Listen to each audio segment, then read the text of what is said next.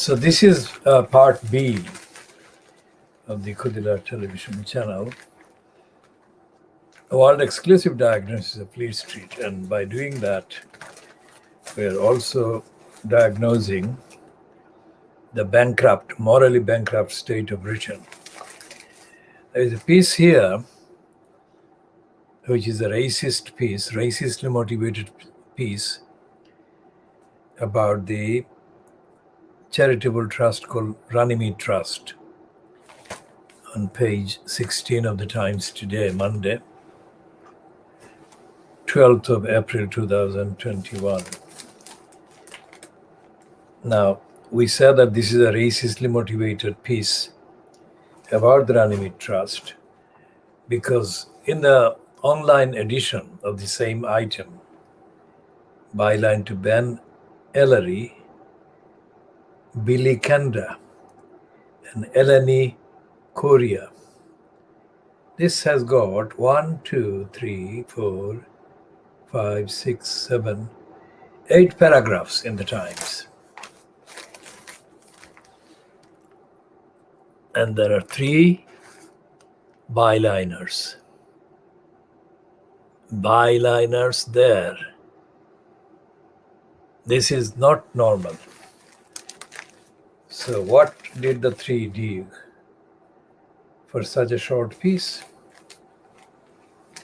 The online version of this one has got a picture of Keir Starmer, next to whom is a person described as Halima Begum, the director of the Runnymede Trust, who is being described as having asked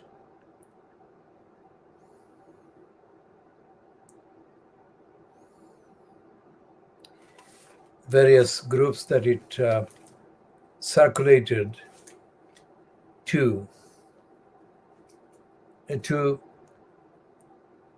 submit accounts of their experience of racism.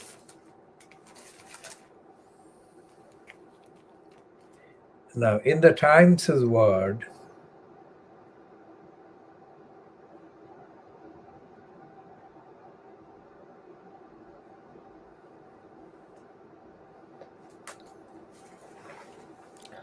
and it's saying that the Runnymede Trust, what it is implying, the Runnymede Trust actually broke the charity guidelines or rules by engaging in a political agenda and saying that it was an aggressive political agenda. What the Times is not publishing is anything to do with the community, the people affected by racism in this country, especially in view of the fact that the Runnymede Trust has relocated itself to an address in Tower Hamlets, and Tower Hamlets being the place where the Runnymede Trust has been allegedly been active about the community. But there is no evidence that the Runnymede Trust is doing anything in solidarity with the campaigns in Tower Hamlets, any campaigns against racism and against discrimination. That's number one. Number two, that our campaign has already told the Runnymede Trust that its 2 publications, one a printed hard copy report and at least one video in circulation about the Bangladeshis in Tower Hamlets. We have told the Runnymede Trust that the Trust has published 2 packs of lies. Now, regardless of where it is situated or officially kind of based, and it is officially based at a location in Tower Hamlets. And this transfer to Tower Hamlets is fairly recent. So whatever the Runnymede Trust has published about the Bangladeshis in Brick Lane is full of lies. And this is more serious, far more serious and damaging than anything the Times has published as being the allegations against the Runnymede Trusts. Because the Times is saying that a week before the publication of the so-called report on race by the Boris Johnson operations based at number 10 Downing Street, the Runnymede Trust circulated a question or suggestion among its contacts or supporters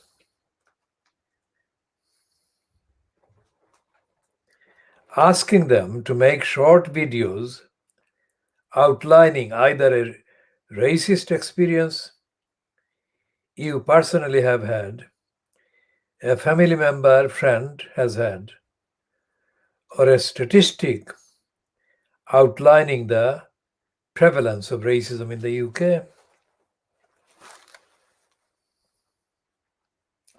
And in this piece, as I said, byline to 3 people, they say that David Jones, a Conservative MP, said, this solicitation of criticism ahead of publication tends to bear out the fact that what they are doing is pursuing an aggressive political agenda which paid no attention to the actual factual content of the report.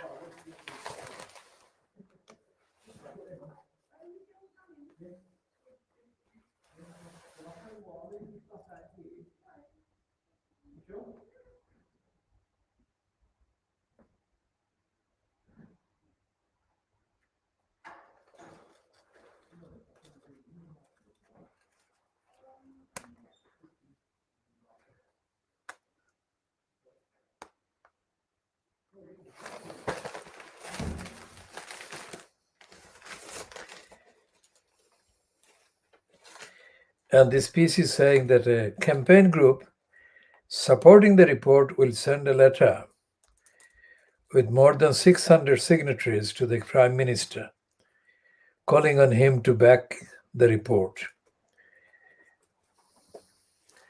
The letter by Don't Divide Us has the support of the England rugby player Courtney Lawes,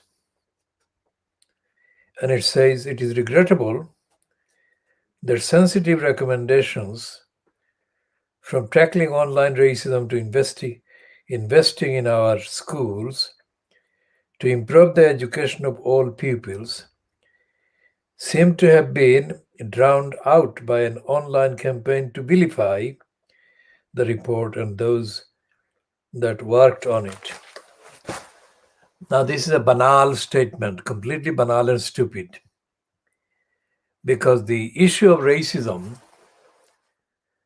that is being referred to and attributed to the Runnymede Trust as being interested in, the issue of racism is not being addressed by any of those who have been mentioned in the report, in the reports of the report. And racism is not being defined. And it's not being put in the context of the reality of the emptiness, lack of any remedies against racism in this country. There is no platform, there is no agency, there is no organization, there is no method, there is no scope in the heavily racist judicial bureaucracy to realistically expect any anti-racist outcome to any complaint, any claim that may be made against racism at any level. Now, today's Guardian newspaper has got on its front page the so-called news item that black young people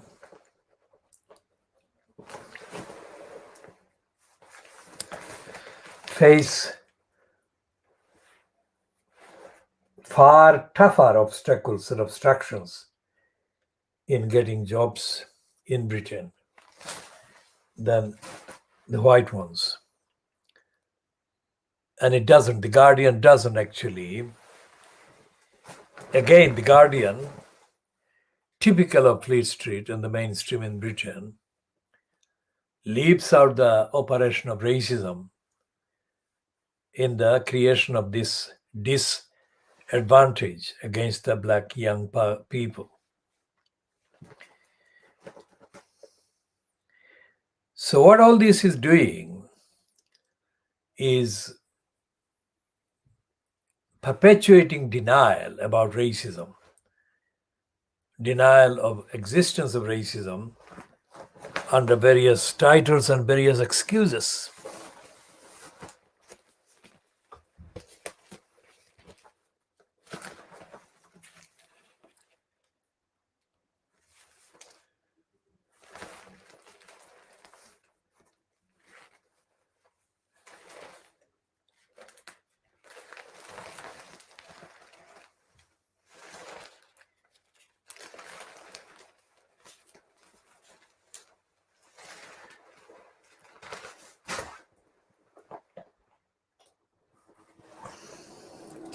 So let's look at the grassroots,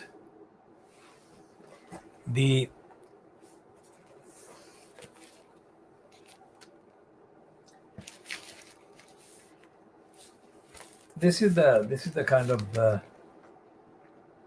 almost perfect kind of headline or heading for the Cameron denial.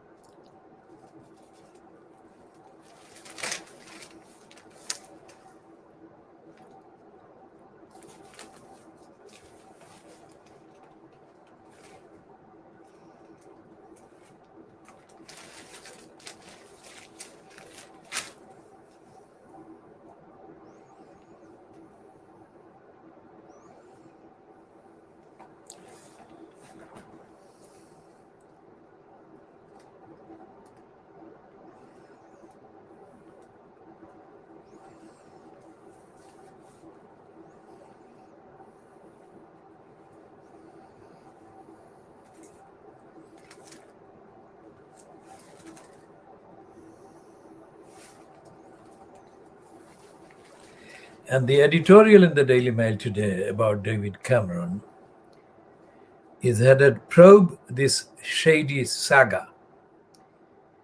Before becoming Prime Minister, David Cameron pleaded to crack down on the murky world of political lobbying. The buying of influence had been a stain for too long. The transparency of sunlight, he declared, was the best disinfectant. Oh, for that sunlight now. For Mr. Cameron's involvement with the dubious finance company Green Seal Capital looks shadier with each passing day.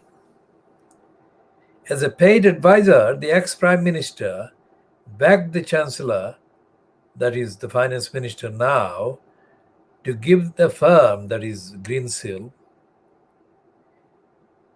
taxpayer-funded COVID loans before the firm collapsed. Rejected, David Cameron emailed number 10 Downing Street to condemn the nuts decision. Now it emerges he fixed up a private drink for the controversial Australian employer with Matt Hancock to discuss a questionable payment scheme later adopted by the National Health Service. Mr. Cameron insists he has broken no rules by exploiting the contracts he acquired in office to enrich his employer and himself. But the scandal festers. It won't disappear until exposed to sunlight. A proper investigation would draw back the curtain. Now, that sums up the actual reality of the corruption of the Daily Mail itself. This program, this campaign, KhoodeelaarTV television channel, maintains exclusively that the British state festers in corruption, and the British media, Fleet Street, are complicit in the festering corruption,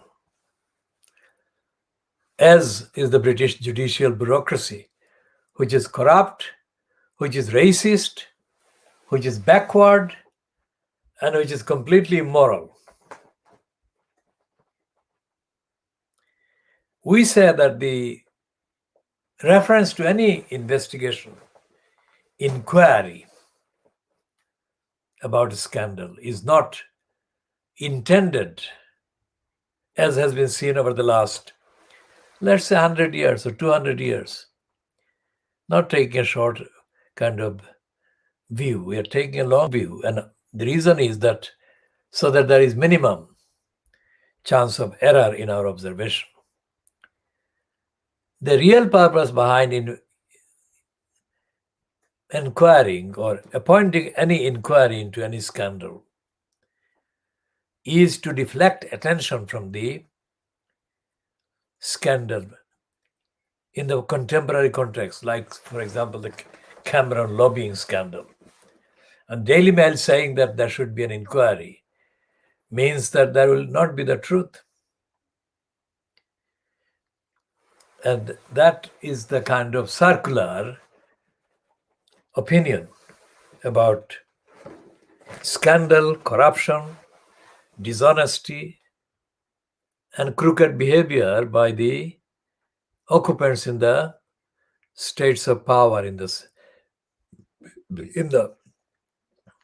offices of power in the state. The Daily Mail piece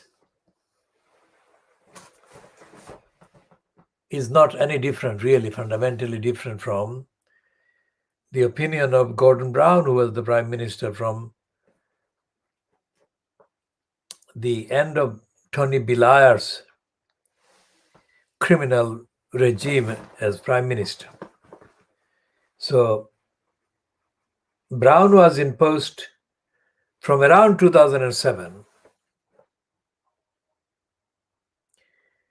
to May 2010. And Brown actually failed to produce any kind of legislation or lead any kind of legislation or make any recorded statement while in office that brought to the fore, that is to say, that made the image of the Labour Party, either in government or in opposition, that would most benefit the society in Britain.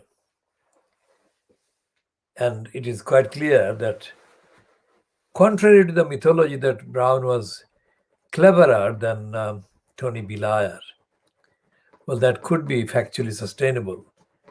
But generally, when you look at the formal decisions made by Blair up to the end of his regime in May 2000 and he ended his tenure in May 2010.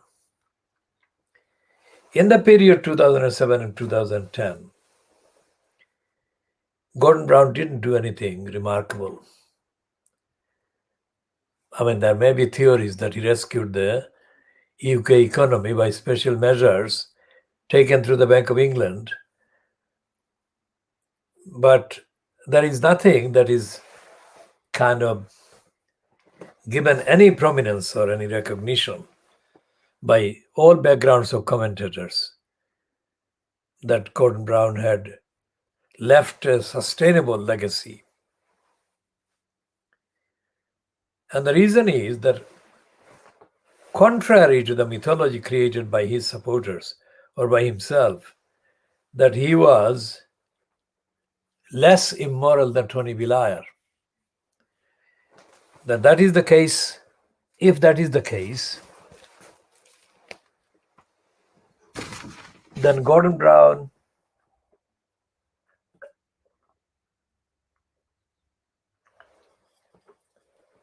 has not spoken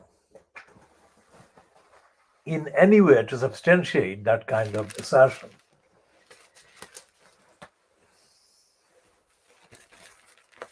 And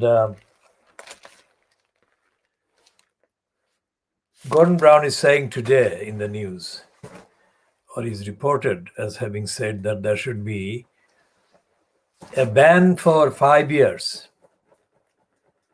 on ex-prime ministers lobbying after leaving office. Well, that shows his stupidity, as I said before. There should be a permanent ban on ex-prime ministers or ex-cabinet ministers, ex-MPs, whatever. There should be a permanent ban against any of the ex-prime ministers and ex-cabinet ministers